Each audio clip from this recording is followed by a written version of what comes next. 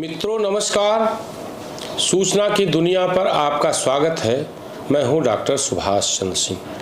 मित्रों, आज मैं अमेठी की बात करूंगा। अमेठी से कांग्रेस के पूर्व राष्ट्रीय अध्यक्ष और पार्टी के सर्वेसर्वा राहुल गांधी के चुनाव लड़ने की संभावनाएं बढ़ गई हैं। जैसा कि कहा जा रहा था, 25 अप्रैल को वायनाड में चुनाव संपन्न हो गया है और आज 26 अप्रैल है। राहुल गांधी के यहाँ से आज या कल में अमेठी से प्रत्याशिता की घोषणा की जा सकती है, क्योंकि वायनाड में चुनाव हो चुका है और वायनाड वालों को अब यह संदेश देने की जरूरत नहीं है कि राहुल गांधी अमेठी से चुनाव लड़ेंगे और अगर जीतेंगे तो अमेठी सीट को अपने पास रखेंगे। वैसे भी वायनाड में इस बार राहुल की डगर जो है बहुत सरल तो नहीं है, वो जीत तो जाएंगे, लेकिन जिस तरह का विरोध था एलडीएफ की ओर से, यानी हालांकि इंडी गठबंधन के दोनों एलडीएफ और यूडीएफ दोनों इंडी गठबंधन के जो है पार्टनर है, लेकिन वहाँ पर लेफ्ट डेमोक्रेटिक फ्रंट यानी वामपंथी पार्टियों के नेतृत्व में बना मोर्चे ने इस बार तीखा विरोध किया और वहाँ सीपीआई के महासचिव डी राजा की पत्नी एन्नी राजा जो है प्रत्याशी थी यानी हैं, और उन्होंने बढ़िया टक्कर दी और त्रिकोण बनाया भारतीय जनता पार्टी के प्रदेश अध्यक्ष सुरेंद्र ने। बहरहाल अब वहाँ का प्रकरण समाप्त हो गया चुनाव के बाद, तो हम अमेठी की बात करते हैं। अब अमेठी से राहुल गांधी का चुनाव लड़ना लगभग तय है। आज मैं रायबरेली की बात नहीं करूँगा, रायबरेली की बात फिर किसी दिन करेंगे। वहाँ से प्रियंका गांधी के चुनाव लड़ने की संभावनाएं जो है बढ़ गई हैं। अब अमेठी में राहुल गांधी क्या करेंगे? अमेठी से राहुल गांधी 3 बार सांसद रहे हैं, 3 बार, लेकिन 19 में वह स्मृति ईरानी से हार गए 50,000 वोटों से। 2014 में वो 1 लाख वोटों से जीते थे स्मृति ईरानी से, लेकिन 19 में स्मृति ईरानी ने अपने काम के बल पर और भारतीय जनता पार्टी संगठन तंत्र के बल पर 50,000 वोटों से हरा दिया उनको। स्मृति ईरानी वहाँ पर जो है उम्मीदवार हैं भारतीय जनता पार्टी की, और चैलेंज किया है उन्होंने कि अमेठी से आकर राहुल गांधी चुनाव लड़े। अगर चुनाव लड़ते हैं राहुल गांधी तो उनके हालांकि जीतने की संभावनाएं धूमिल इसलिए है कि यहाँ से चुनाव हारने के बाद केवल 2 बार वो अमेठी आए हैं। एक प्रकार से अमेठी के लिए वो बाहरी हैं। यहाँ पर अगर इस बार आ रहे हैं तो अखिलेश यादव के भरोसे। क्योंकि समाजवादी पार्टी अखिलेश यादव की उससे जो है समझौता हुआ है कांग्रेस का। कांग्रेस को 17 सीटें मिली हैं, 15 सीटों पर उसने उम्मीदवार घोषित कर दिया है, कुछ सीटों पर चुनाव हो भी चुके हैं। रायबरेली और अमेठी पर उम्मीदवारों की घोषणा नहीं हुई है। संभावना है कि प्रियंका गांधी रायबरेली से और राहुल गांधी अमेठी से चुनाव लड़ें।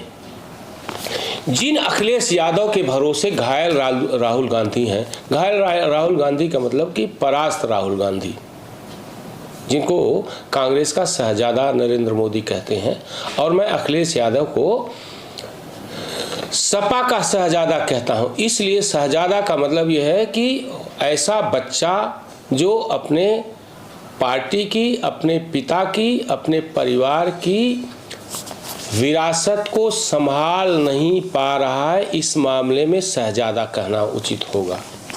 अखिलेश यादव ने भी मुलायम सिंह की जो राजनीतिक पूंजी थी वो संभाल नहीं पा रहे हैं।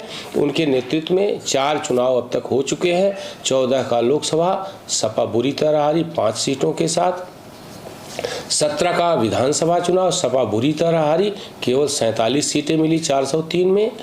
19 का चुनाव सपा बुरी तरह हारी, बसपा और रालोद के गठबंधन के बावजूद उसको केवल 5 सीटें मिली।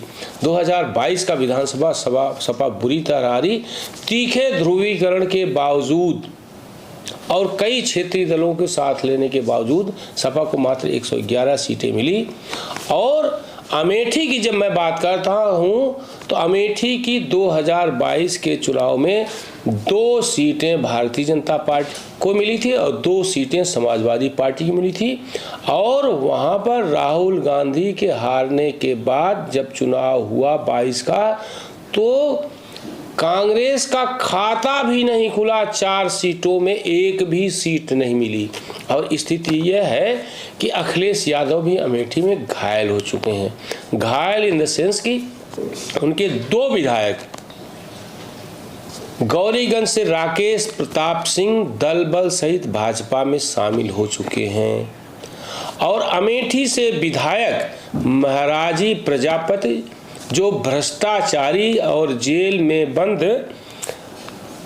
गायत्री प्रजापति की पत्नी है, पिछली बार वो चुनाव जीती थी और वो भी सपा से अपने को दूर कर चुकी हैं। इसकी एक पृष्ठभूमि है। पृष्ठभूमि यह है, जब पिछला राज्यसभा चुनाव हुआ था तो राकेश प्रताप सिंह ने खुल करके भारतीय जनता पार्टी के प्रत्याशी को वोट दिया था, क्रॉस वोटिंग की थी। और महाराजी प्रजापति ने तबीयत का बहाना बनाकर वोट देने नहीं गई। एक प्रकार से उन्होंने सपा से अपनी दूरी बना ली है। ये दोनों विधायक वहां पर जनाधार वाले हैं। अगर विपरीत परिस्थितियों में महाराजी प्रजापति और राकेश प्रताप जीतते हैं तो ये एक प्रकार से उनके जनाधार का संकेत भी है। राकेश प्रताप तो 3 बार जो है वहां से विधायक रह चुके हैं। जब भारतीय जनता पार्टी की लहर थी 17 में तब भी वो जीते थे, 22 में जीते और उससे पहले भी वो जीते थे। और वह सीधे सीधे भारतीय जनता पार्टी के समर्थन में उतर आए हैं और भारतीय जनता पार्टी की प्रत्याशी स्मृति ईरानी का खुलेआम वो प्रचार भी कर रहे हैं।